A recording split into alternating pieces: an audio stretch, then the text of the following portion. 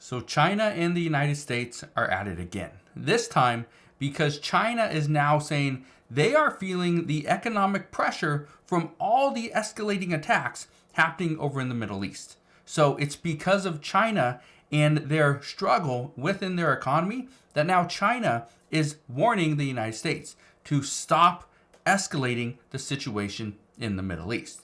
Now, I want to address what's going on here because the United States cannot and will not back down, and China says we cannot continue this war.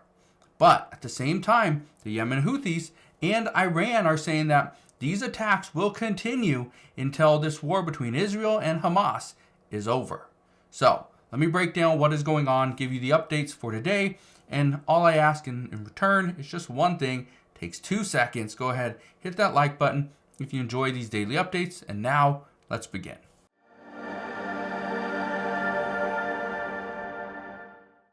So when it comes to this conflict over in the Middle East, China originally did not want to get involved. They didn't want to get involved because they knew this was going to put more pressure on their economy.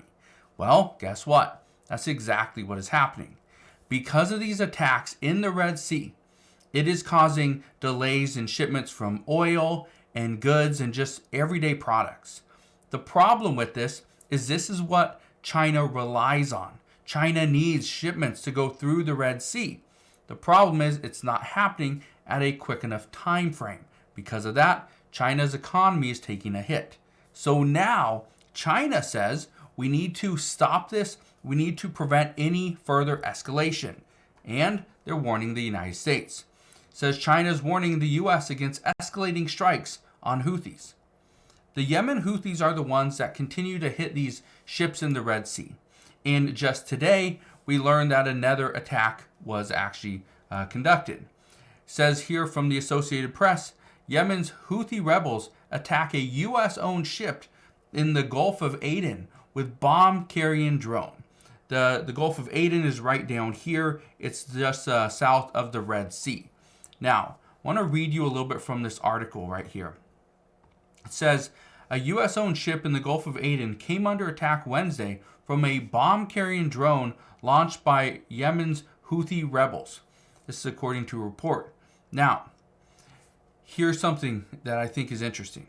It says the Houthis confirm that a response to the American and British attacks is inevitably coming, and that any new attack will not remain without response and punishment. So here's where we're at.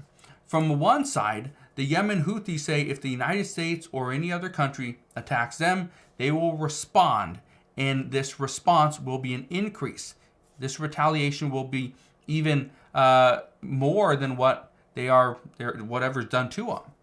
But at the same time, the United States is saying that we have to continue to attack these different groups or else they will attack us first.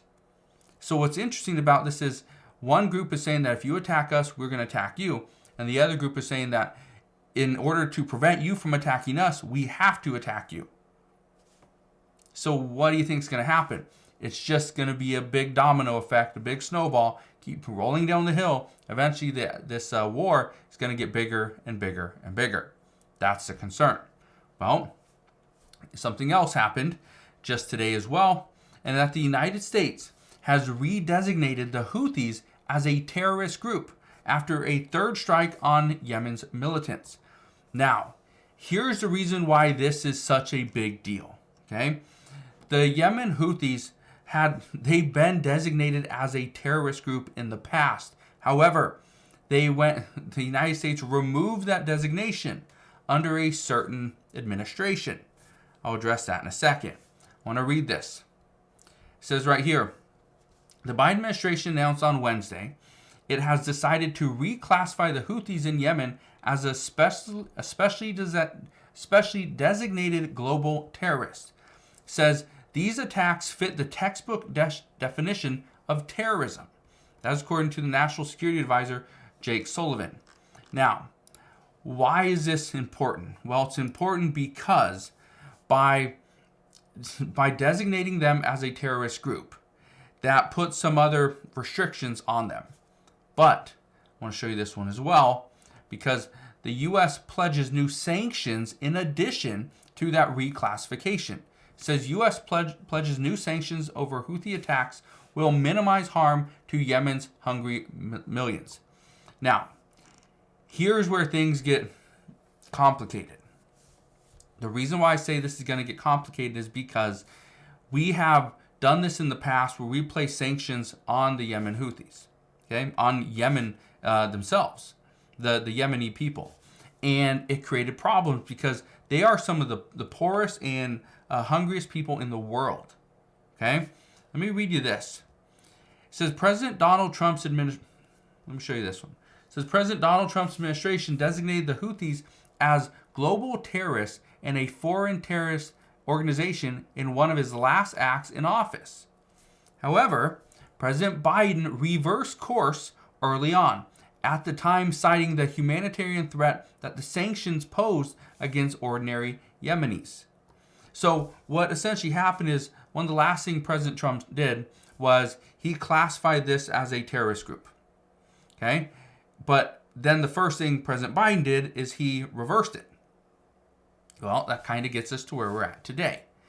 The problem is China is continuing to push and warn the United States and other countries, don't get involved.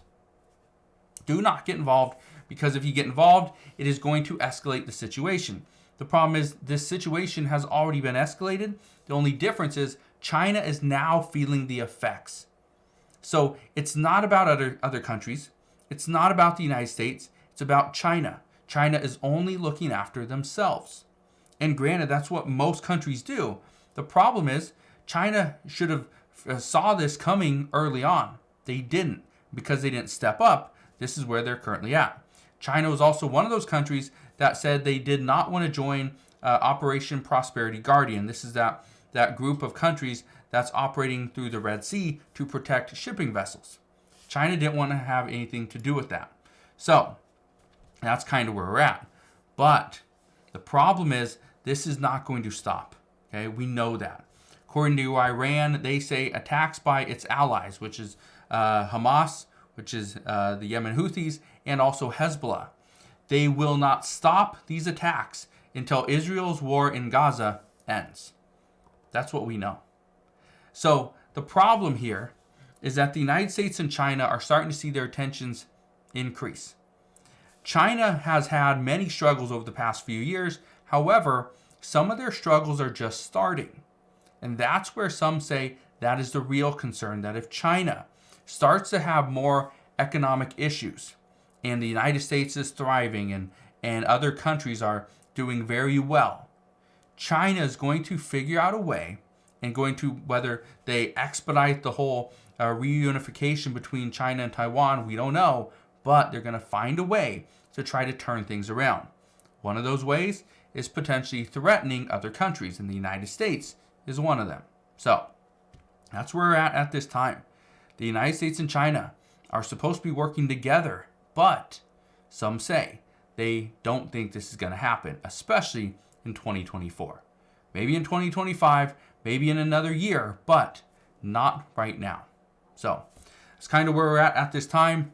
Promise, as soon as we get more information, I'll bring you all the latest news and updates, but that is what we know as of today. So again, thank you guys for watching. Consider subscribing, and I'll see you guys on the next one.